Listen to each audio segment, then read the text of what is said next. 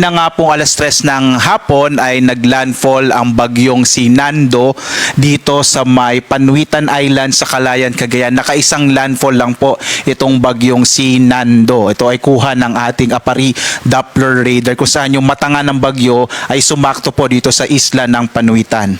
Samantala, as of 11 PM update nga po natin, huling namataan, 145 km west-northwest ng Calayan sa Cagayan ang bagyong si Nando habang papalayo na dito sa ating bansa, at ito ay may lakas na sa 205 km per hour, malapit sa gitna at pagbugso naman na nasa 285 km per hour. Ito po ay kumikilos pa kanluran na sa 20 km per hour. Posible nga po bukas ng umaga ay lumabas na ito ng Philippine Area of Responsibility, pero makikita ninyo may epekto pa rin yung southwest monsoon, lalong-lalo na sa may central and southern Luzon, habang may minomonitor po tayo na isang low pressure area, naka-high chance na po or malaki na yung posibilidad na ito ay maging bagyo within 24 hours. So by tomorrow, pwede ito maging bagyo, at by tomorrow din, araw ng Martes, maaari na itong pumasok ng Philippine Area of Responsibility. Huling namata nitong low pressure area, mahigit 1,300 kilometers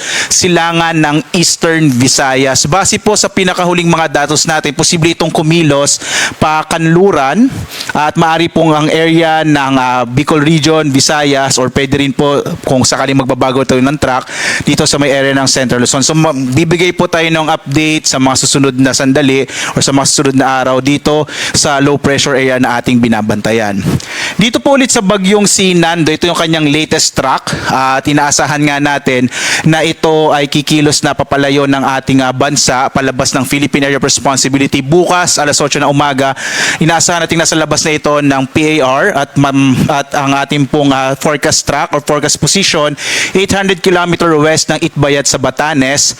By after 24 hours po, nasa 625 km na ito ng kanluran ng Basco sa Batanes. Patungo po ang bagyong Nando dito sa may southern part ng China. Samantala, nakataas pa rin ang signal number 4, so wala na po tayong signal number 5 sa kasalukuyan. Signal number 4 ngayon sa western portion ng Babuyan Islands, northwestern portion ng Cagayan, at gayon din sa northern portion ng Ilocos Norte.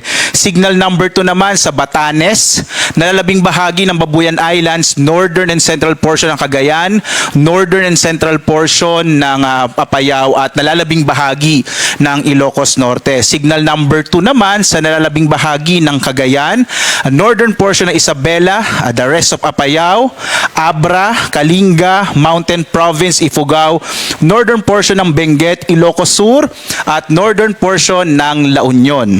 Signal number 1 naman po sa nalabing bahagi ng Isabela, Quirino, Nueva Vizcaya, the rest of Benguet and the rest of La Union, gayon din ang mga lalawigan ng Pangasinan, Aurora, Nueva Ecija, Bulacan, Tarlac, Pampanga, Zambales, at ang northern portion ng Quezon kasama yung Polillo Island. Sa mga lugar po kung saan nakataas ang ating mga tropical cyclone wind signal, asahan pa rin ang mga pagbugso ng hangin na dala ng bagyong si Nando. But inaasahan po natin na sa mga susunod na oras, lalo na po sa ating 5 AM update, ay mababawasan na po yung mga lugar kung saan may nakataas sa tropical cyclone wind signal, lalo na't papalayo na ng bansa ang bagyong si Nando.